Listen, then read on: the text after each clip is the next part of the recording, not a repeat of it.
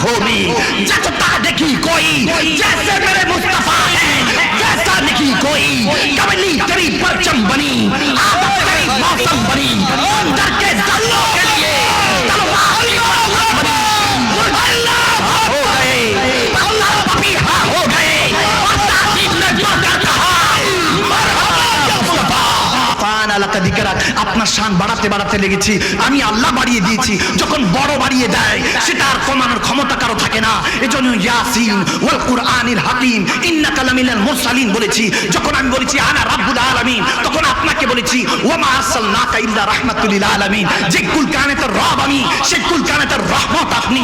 যতক্ষণ রহমত আছে, যতক্ষণ কুল কায়নাত আছে, জান হ্যায় वो जहां की, জান হ্যায় তো জাহান হ্যায়। যদি জান থাকে তাহলে তো জাহান আছে, যদি জান না থাকে তাহলে দো জাহান কোথা থেকে আসলো? যখন রব্বে করিম বলতেছে হাবিব এখানে আপনি বলুন, আপনি বললে যারা বুঝার বুঝে যাবে। সিদ্দিক আকবর বলতে লাগলেন ইয়া রাসূলুল্লাহ, আপনার কাছে তো আপনার নাখুনের কাছে তো ইউসুফ আলাইহিস সালামের সৌন্দর্য হারিয়ে যায়, আপনি কিভাবে তার মতো? এজন্যই তো হাসান বিন সাবিত রাদিয়াল্লাহু তাআলা বলতেন ইয়া রাসূলুল্লাহ, আমার এই দুই চোখ আপনার মতো সৌন্দর্য কখনো দেখে নাই। আমার এই মনে হয় আপনার মতো সন্তান কোনো মা দুনিয়াতে জন্ম দেয় নাই। খলিকতা মুবাররা মিন কুল্লি আইবিন, ইয়া রাসূলুল্লাহ, আপনাকে যখন আল্লাহ বানিয়েছে ত্রুটিহীন ডিফেক্টহীন বানিয়েছে। কান্নাকা কাত খলিকতা কামা তাশাউ, ইয়া রাসূলুল্লাহ। হাসান বিন সাবিতের আকীদা সাহাবায়ে রাসূলদের আকীদা নেন। তখন বলতেছে হাসান বিন সাবিত ইয়া রাসূলুল্লাহ, মনে হয় আপনি যেমনটা চেয়েছেন আপনার খালিক ও মালিক আপনাকে তেমনটাই বানিয়েছেন। সুবহানাল্লাহ। জিজ্ঞেস করলাম যদি এতই মহব্বত হয় আজকে কোরআন পড়ে আলাদা হয়ে যাচ্ছে কেন? গৌসে পাক ডাক দিয়ে বলতেছে বান্দা বুঝোস নাই, আগে তোকে যালিকাল কিতাব বুঝতে হবে। বললাম হ্যাঁ এটাই তো সেই কিতাব। বলে কিতাব কখন এসেছে, কিভাবে এসেছে আগে বুঝো, ভালো মতো ডিটেইলস দেখো। যখন পড়তে লাগলাম বুঝতে লাগলাম আমার নবীর ইন্তেকালের 50 বছর 50 ইয়ার্স লেটার, 50 বছর পরে এই কোরআন একত্রিত হয়েছে। হযরত আবু বকর সিদ্দিক রাদিয়াল্লাহু তাআলার হুকুমে ওসমানে গনি এই কোরআনকে চারখানা করেছেন, তারতিল দিয়েছেন, তাসদীদ দিয়েছেন, জের হরফ নকতা দিয়েছেন। এর আগে এই কোরআন একত্রিত ছিল না।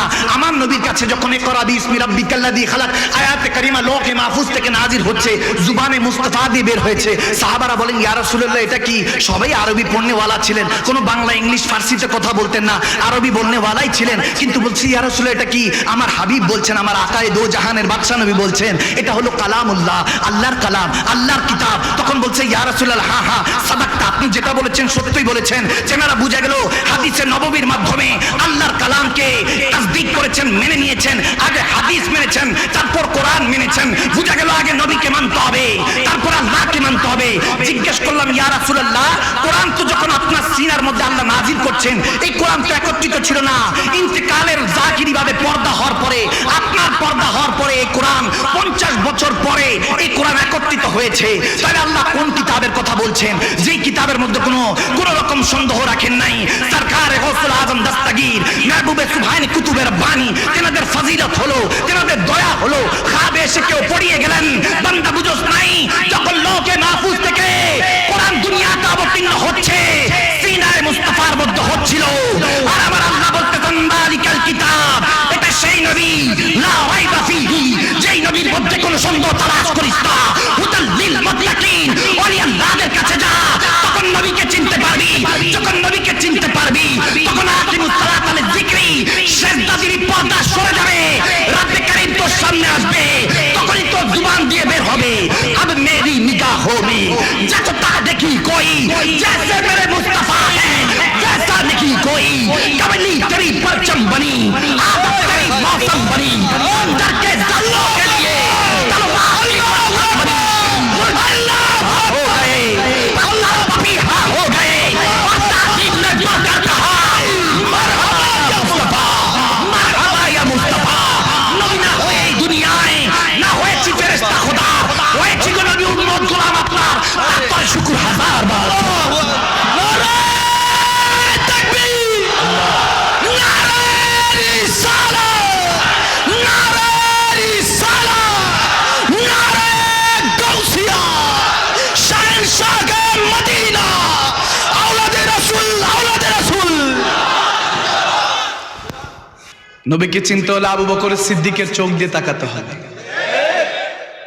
হযরত ওমরের মোহাব্বত নিয়ে জুবান দিয়ে বলতে হবে ফিদাকা উম্মি ইয়া আবি ইয়া রাসূলুল্লাহ, ইয়া রাসূলুল্লাহ। সে নবীর কথা শুনতে বসেছেন, আপনাদেরকে মোবারকবাদ। আমার নবী সাহাবায়ে কেরামদেরকে বলতেছে, বলো আজব ঈমান কাদের মনে হয় তোমাদের? সাহাবারা উত্তর দিচ্ছেন, ইয়া রাসূলুল্লাহ হাযা নবিয়্যুকা, নবীদের ঈমান মনে হয় অনেক আজব। বলে না, তারা তো আল্লাহ রাসূলের আল্লাহর প্রেমে আসক্ত থাকে, আল্লাহকে দেখে, তেনাদের ঈমান তো পোক্ত, বলো আজব ঈমান কাদের? সাহাবারা উত্তর দিতে লাগলেন, হাযা মালাইকা ইয়া রাসূলুল্লাহ, মালাইকা, ফেরেশতাদের। বলে না, ফেরেশতারা তো আল্লাহর হুকুম এমন ভাবে পালন করে যেমনি ভাবে ঈদ চলছে। সুবহানাল্লাহ। ফানাহনু ইয়া রাসূলুল্লাহ, তাহলে মনে হয় আমাদের। বলে না, তোমরা তো চেহারায় ওয়াদুহা, সুবহ শাম দেখো, রাত দেখো, দিন দেখো, আমি নবীকে দেখো, তোমাদের ঈমান তো কামেল, বলো আজব ঈমান কাদের মনে হয়? সাহাবারা সারেন্ডার করে দিলেন, আল্লাহ আল্লাহ রাসূল আলাম, ইয়া রাসূলুল্লাহ আপনি আপনার মাওলাই ভালো জানেন। নবীজি তখন বলতেছে, তোমরা আমার হাতে বায়াত হয়েছো, মুসলমান হয়েছো, তোমাদেরকে এক মার্তাবা মোবারকবাদ। কিন্তু এমন সময় আসবে 1450 বছর পর, হয়তোবা আমাকে দেখে নাই, হয়তোবা শুনে নাই, শুধু কলমা পড়ে গিয়েছে, আরামের ঘুমকে হারাম করে আমাকে দেখার প্রচেষ্টা চলবে। তাহাজ্জুদের মুসলায় বসে আল্লাহর কাছে কাঁদবে, আল্লাহ তোমাকে তো দেখার তৌফিক নেই, সেই নবীকে যদি একটাবার দেখতে পারতাম।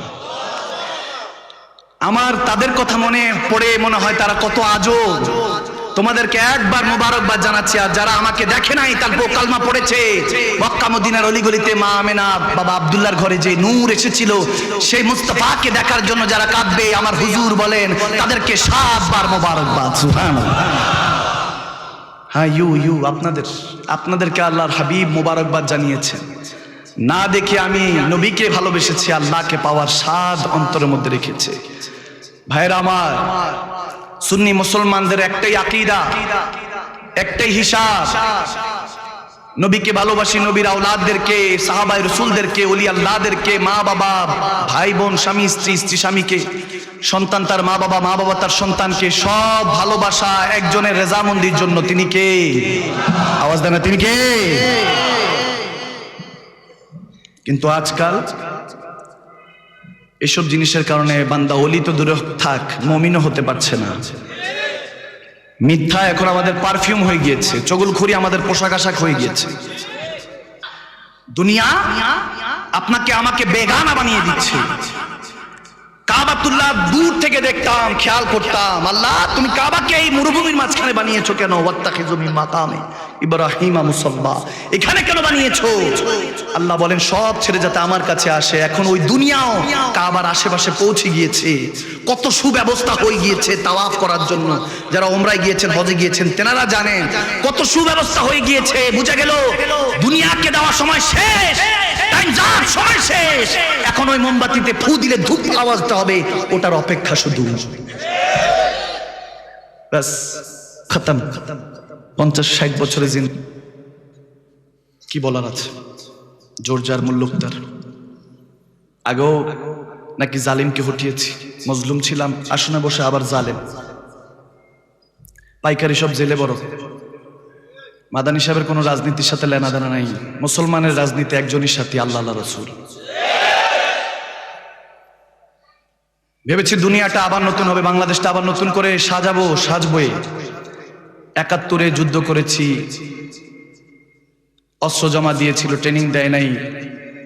24-এ দেখায় দিল অস্ত্র লাগে নাই, কলম দিয়ে দেশ স্বাধীন করে ফেললো। এত কিছু হলো, সংস্কার কোথায়? পরিবর্তন কোথায়? ক্ষমা কোথায়? আমি প্রায় সময় বলি, বলনেওয়ালার অভাব নেই, আজকাল পালন কর্তার বড় অভাব। আওয়াজ দেয় না কেন? মসজিদ তো অনেক আছে, কিন্তু আজকাল মুসল্লির বড় অভাব। মুসলমান লক্ষ লক্ষ কোটি কোটি হয়ে গিয়েছে, কিন্তু আজকাল মুমিনের বড় অভাব।